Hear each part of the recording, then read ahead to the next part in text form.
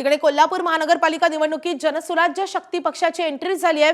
जनसुराज्य पक्षाच्या वतीने कोल्हापूर महानगरपालिकेसाठी 70 इच्छुक उमेदवारांच्या मुलाखती घेण्यात आल्या आहेत। मुलाखतीसाठी येणारे उमेदवार सर्वच पक्षातील असल्याचा दावा विनय कोरे यांनी केला आहे। जनसुराज्य हा महायुतीचा घटक पक्ष होता, मात्र सन्मानजनक जागा मिळाल्या तर जनसुराज्य शक्ती पक्ष महायुतीमधून लढणार असल्याचं त्यांनी सांगितलंय।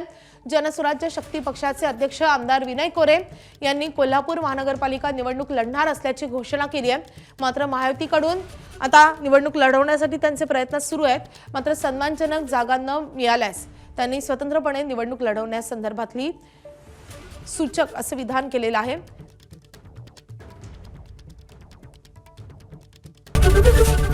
एबीपी माझा, उघडा डोळे बघा नीट।